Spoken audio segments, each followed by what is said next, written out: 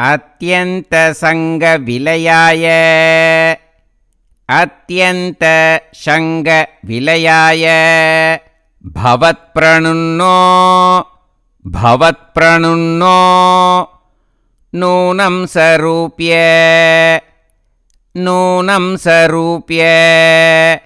गिरिमाप्य महत्समाजे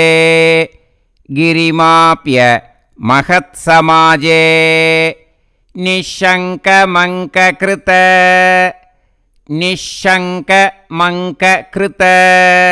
वल्लभम् अङ्गजारिम्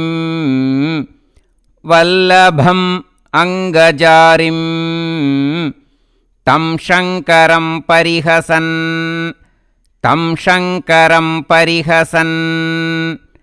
उमयाभिषेपे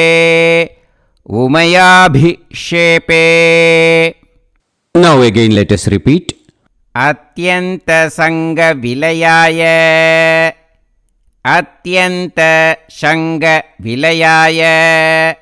भवत्प्रणुन्नो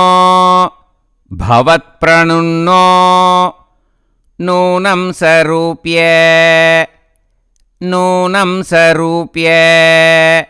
गिरिमाप्य महत्समाजे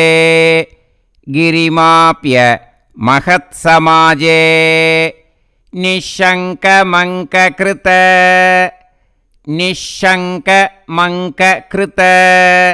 वल्लभम् अङ्गजारिम् तं शङ्करं परिहसन्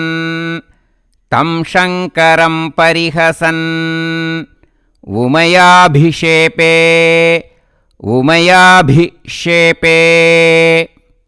Now let us sing line by line slowly. अत्यन्तसङ्गविलयाय भवत्प्रणुन्नो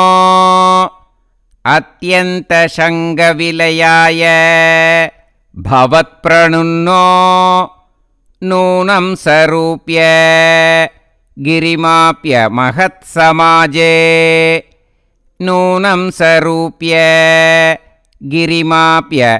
महत्समाजे निःशङ्कमङ्ककृत वल्लभम्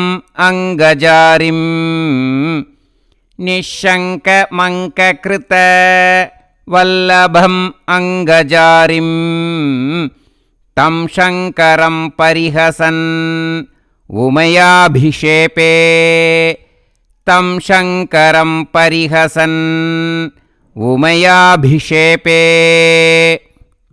Now again let us sing line by line slowly. अत्यन्तसङ्गविलयाय भवत्प्रणुन्नो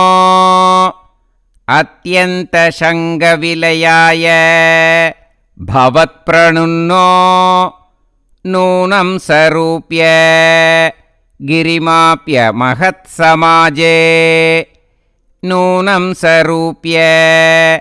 गिरिमाप्य महत्समाजे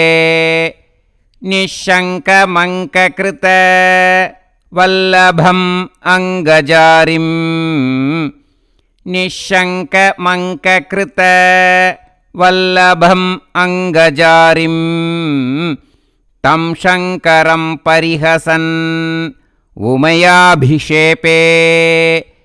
तं शङ्करं परिहसन् उमयाभिषेपे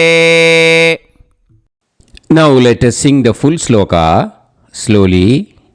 अत्यन्तसङ्गविलयाय भवत्प्रणुन्नो नूनं सरूप्य गिरिमाप्य महत्समाजे निःशङ्कमङ्ककृत वल्लभम् अङ्गजारिम् तं शङ्करं परिहसन् उमयाभिषेपे